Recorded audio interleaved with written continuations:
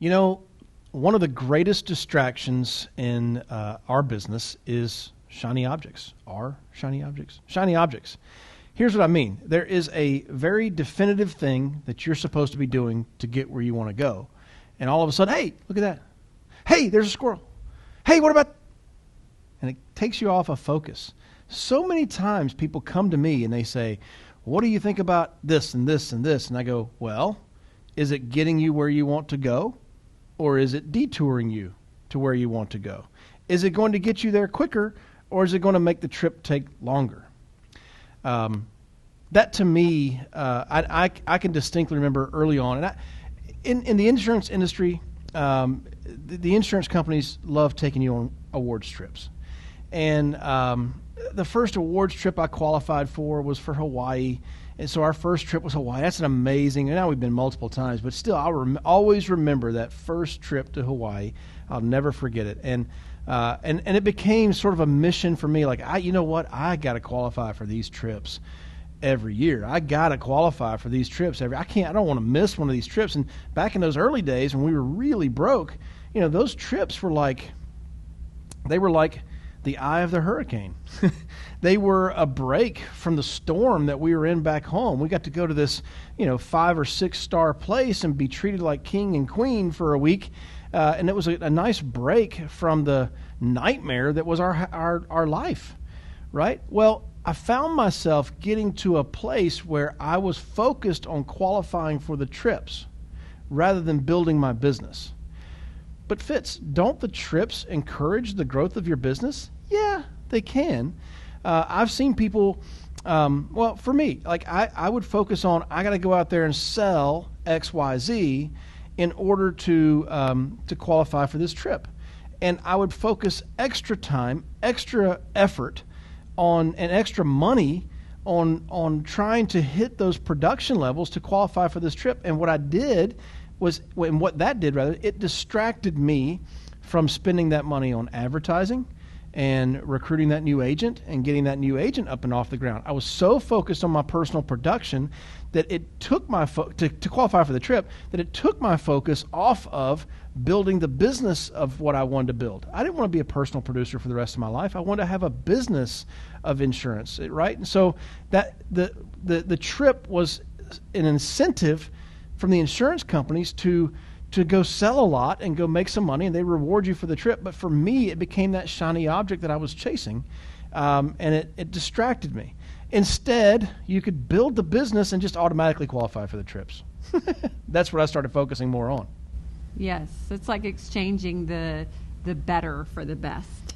There you go. Right? I like that. Or when you focus too much on the short term and you're not looking at the long term. I think that a lot of times we can see that contests can also become a shiny object for people, which is an interesting, to me, this is life, like in the sense that some things are true in certain environments and time and then not true in others. And for us, a lot of what sparked our momentum that helped us transition from self-employed to business owner was a contest. We had a mentor at the time who put maybe 14 of us, I feel like we were 14. Yeah, That's we what were. I remember. 14 of us in a contest and said, can you double in 90 days? Right. Well, what we've learned about this business is the smaller you are in your numbers, the easier it is to double. And so we were able to take advantage because we were at number 14 of the 14 people, and we were able to capitalize on that contest. But it wasn't so much that we were just simply after doubling our business. It taught us to push to new habits, because what was challenged and put in front of us was, can you do 20 appointments? Can you sell 20,000 in annualized premium in a month, as well as hire 20 new agents? And we had never done that on a consistent basis. And that contest challenged us to get into those habits. And all of a sudden, what we thought felt difficult and impossible, at the end of 90 days, we were like, okay, we've done this for 90 days.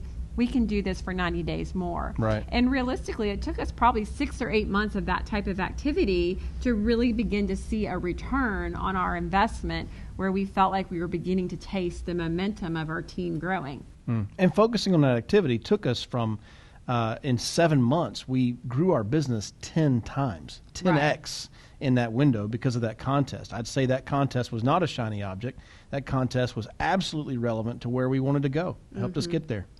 So you have to maybe talk to a mentor in your life and say, hey, is this contest something that is a relevant contest to help me reach my goals? Because sometimes we need outside counsel to help us recognize what is the difference between a great contest versus a shiny object. And it's definitely one of those things that's really easy for people to start out in good habits, and we watch them break the good habits to go towards some other goal. Maybe they decide, well, I have to write 50,000 this month in order to be at the top of this leaderboard over here and reach this contest, but they abandon what they were doing to hire and build a team. And by doing that, now they have again sacrificed the best for the better. Yeah. Another shiny object could be too many meetings. Too many meetings, right? Like I remember in our early days getting started in this business, I had friends that were going to this Zig Ziglar seminar and this Brian Tracy seminar and then this, other seminar, and they were constantly going to seminars. I remember thinking, I'm sure you're learning good stuff, but could you maybe listen to a tape or an audio in the car while you're driving to an appointment that kind of can accomplish the same thing? I mean, there is value in attending meetings. There is value in attending training. There is value in creating associations with people that are going to help you get to where you want to go, and that friendship, that camaraderie. There's tremendous value in all of that. But there's also too far, that your focus becomes on doing all of this stuff rather than the stuff that's really where you're trying to go. And we see people doing that. They become meeting junkies, and I go, that's great. That's great. I'm sure you learned a ton. Did you make your house payment? Are you still able to invest in your business while you're doing all those meetings and seminars and all that sort of stuff? Or is it starting to become detrimental to you? Well, and I don't know about the audience out there, but I know for me, when we're doing a lot of traveling, I like to try to eat well and exercise on a regular basis.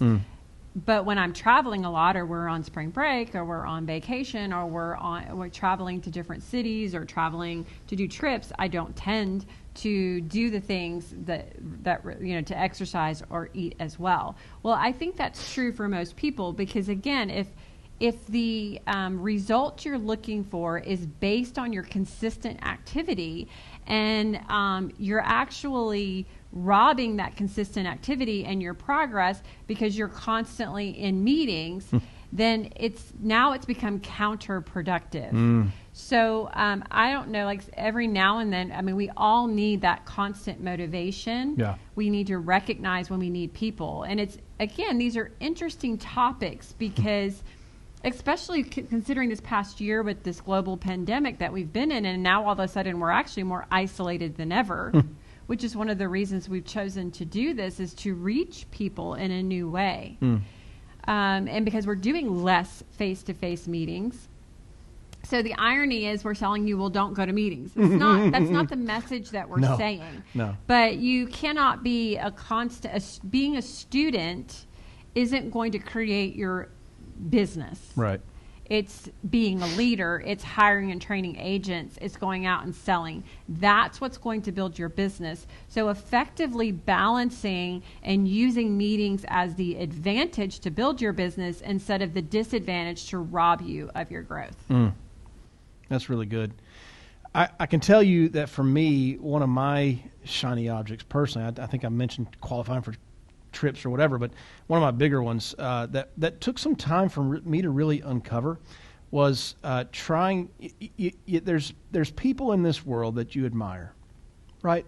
People that you really respect and admire. You maybe you respect their success they've had in business. Maybe you respect the marriage that they've got, or maybe you admire how they're raising their kids, and you see how they're doing it, and what you try to do is duplicate that. And I'm not against the word duplicate. what I'm against is trying to be something that you're not. Trying to be that other person. You're not that other person. You're you. Now, what you can do is learn how they think, learn how they process, learn their time management, learn how they work, learn how they think and how they do things, and then take that and try to apply it to yourself based on who you are and how you are. And what I've found is I realized through a lot of self-discovery and mentors in my life, what I've learned is, for me, I have this performance deal where I believe in order to earn somebody else's love, I've got to perform. And that love is conditional based on my results. And listen, that's since I was a kid. That's been something that's just in me, and still to this day I have to fight it. I have to ask the question, am I doing this because I'm trying to get somebody's respect or get somebody's admiration or get somebody's love? Or am I doing this because it's what I'm supposed to be doing? Like, it's a big deal. And when you find yourself in a place where you're trying to be somebody else, or you're trying to dance just such a way that they'll love you, that's unhealthy. That's a shiny object. You're never going to catch it. Listen, if you're going down that road, you'll never be them, and you'll never be enough. Because as great as you are, there's always going to be more that you could do to earn that love or that respect or that admiration. It's never going to be enough. And so that's a shiny object that can cost you, I think, can cost you your life. For me, not being dramatic, I think it almost cost me my marriage and my family and my business. I think that's the road I was heading down when I was trying to be somebody else rather than me. Does that make sense? Absolutely. I mean, I've heard a teaching before on how we're not made to be bricks. We are designed to be living stones. And I really value the unique experiences, the history. We each have our own history and experiences. We each have our own gifts and talents and personality types. And so there is no way you can be someone else. Right. But the objective is to learn to think how someone else thinks. Yep. That is successful, that has what you want. And yes, that is just so important.